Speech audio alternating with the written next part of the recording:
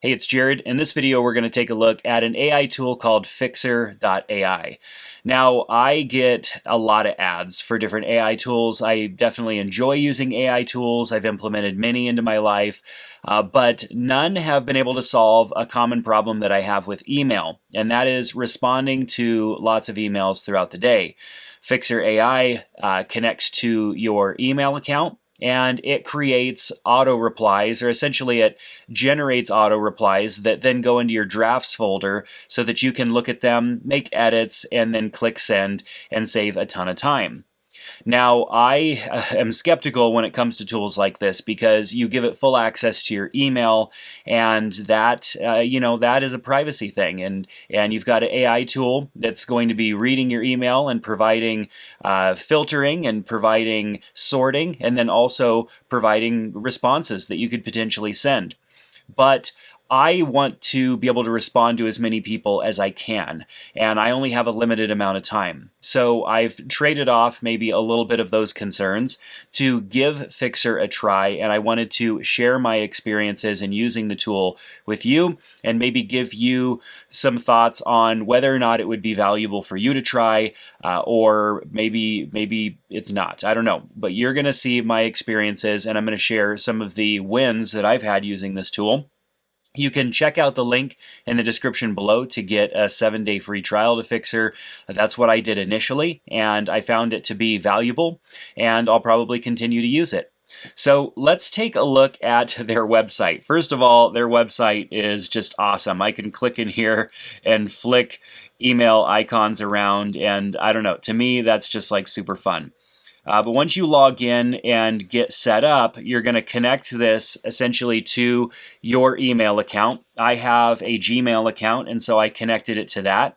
And as you can see, there are categories that Fyxer will go ahead and categorize your emails within. In Gmail, this uses labels, and so it relabels all of your emails, which makes it easier for you to see what is in your inbox and what's going to need your attention. So you set that up. I just left it by default because all of those sound really good to me.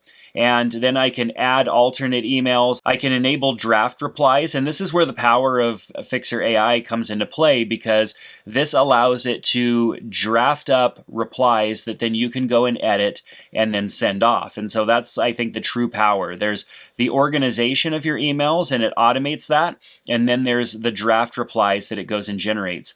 And then there's some additional settings in here that you can adjust that aren't super important, but there's also the meeting note taker, and I'll talk about that in a few minutes. Actually, we'll talk about that next. We'll just go right down to meetings. Now, you can see I've got a whole bunch of things in my calendar here. It's pulling in things from my calendar, and these are different meetings that I have coming up. And it says no meeting link because I didn't add a meeting link to my calendar. If I'd added a meeting link in the calendar, for example, to Zoom or to Meet in Google, then it would show up. And essentially what happens is when you join that video call, Fyxer also joins it, and then it records that call and will provide you meeting notes, kind of like what Plod AI would do if you were in a physical meeting. And so it's a pretty cool feature, and I've only gotten to utilize that once so far, and it worked out really well. So it doesn't show anything here, but you can turn off the meeting link if you don't want that enabled for an upcoming call, because if you do have an upcoming video call, so for example, if I had an upcoming video call for this one and I didn't want Fyxer to jump in, I can just toggle that off, and Fyxer wouldn't add themselves automatically to that call.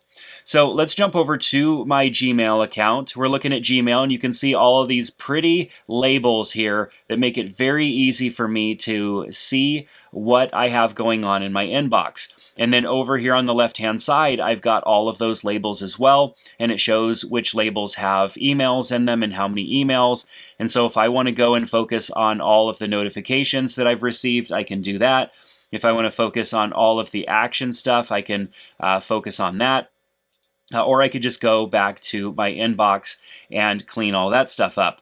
So everything is labeled nicely here. And I have some drafts that it has put together for me as well.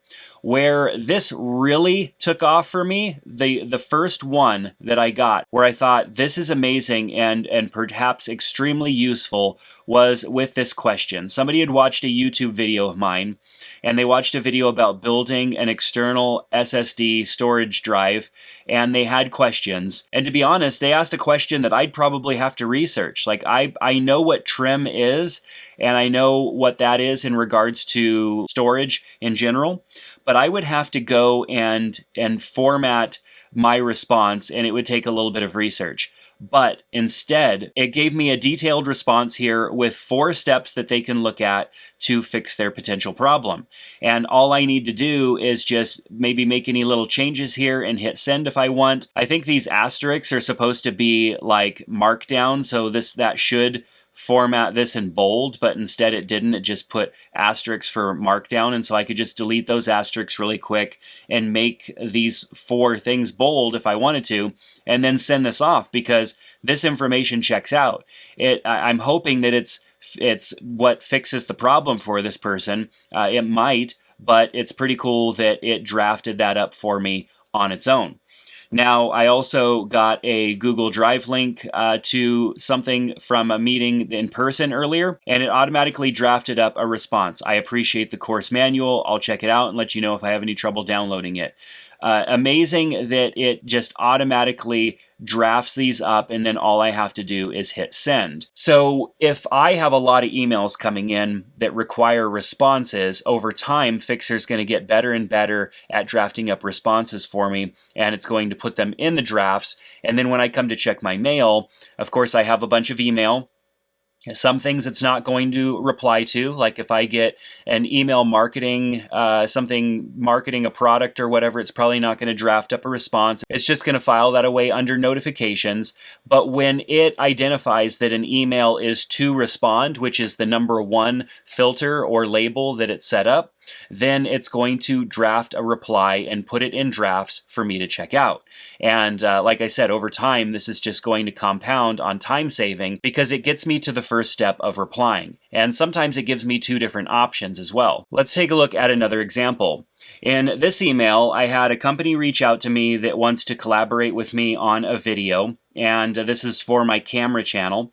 And I did say that I was interested, and then they replied back, and then it drafted up a response that has a lot of context that Fyxer AI wouldn't have unless it knew and understood the context of the conversation that was happening before. So it says, appreciate the details, excited about the showcasing this product. It brings in some information that it really would only have, like I said, if it had context from previous conversations. So this is really great, and this is almost perfect. I would just need to add in my rate if I was going to charge a rate or whatever, and it would be good to go. So another example of Fyxer creating an email that looks personal. Now in the past, I've used kind of boilerplate templates to save time, and I send that boilerplate template off to every conversation that I have like this because I don't want to type that stuff over and over again. The problem with that is that it's not personalized. And because it's not personalized, it comes across that way as well. But Fyxer here has written it with the person's name, the product information, and everything is there, so it's a personal response. And it looks like it came directly from me. That saves a lot of time. Let's look at another example. In this email I previously had with a camera bag company, they shared some product information with me, and I replied to that once, and then it drafted up an email saying that I would like one of these, and all I have to do is change color preference for each of these, because it identified that these products come in different colors based on the information that was shared, and it knew that that would probably be a question that I would ask, and so it allows me to put in the color preference, and then I hit send, and we're good to go. Here's an example of where Fyxer gives me 2 different options. Just a really short response, let me know what you have in mind, or not interested at this time, thanks for reaching out. Fyxer identified enough context there to know that it's not sure if I want to move forward with this, and so it's allowing me to ask for more information or to decline, and all I have to do is simply edit that out and choose the appropriate response and hit send. Sometimes these responses are single lines because it's a request for more information or a decline. Other times it provides more detailed information, like in the first example that I gave. Now, I kept asking myself the question, is Fyxer and the price of this service worth it when I could just easily take the email, copy and paste it into an AI tool like ChatGPT and ask it to produce a response? Well, if I have to do that multiple times per day throughout the day as I'm replying to emails, that's going to be time consuming. Plus, copying over one email over to ChatGPT to look for a response isn't going to bring in any additional context. And also, if it's a back and forth conversation between the person as well, it's not going to be easy to take all of that over to ChatGPT, and it will be very time consuming. Yes, it's possible to use other AI tools to do this, but it's a lot of copy and pasting and potential loss of context, where Fyxer is built into Gmail or Outlook, and it works right within the context of your emails. And of course, the sorting wouldn't happen if you didn't have Fyxer. Sorting, I think, is a great option. It's definitely saved me a lot of time, because even though with Gmail I have like priority inbox and a few things like that, it doesn't separate things out far enough. In the morning, I wake up, I have 100 plus emails, and then throughout the day, probably another 60 to 80 emails that come in throughout the day. And having those organized for me so that when I have a little bit of time to spend on replies, I don't have to go digging through the emails or wasting my time. I can go simply to the needs a response category and look at those responses that Fyxer has already drummed up for me, make edits to them, and hit send, saving me a ton of time. So personally, I think that this service is worth its cost. I have more email addresses, and so I have to think about whether or not I want the higher plan so that I could bring in those email addresses. But so far during the time that I've been using it, it's been pretty valuable. And so if you want to give it a try for yourself, you can use the link down in the description below to get extended free trial, and share your experiences down in the comment section. If you've used Fyxer, what are some of the things that you've run up against that have either worked out well or maybe not worked out so well for you? I'd love to hear your thoughts down in the comment section below. But that's going to do it for this video. We'll see you back in another one soon. Take care.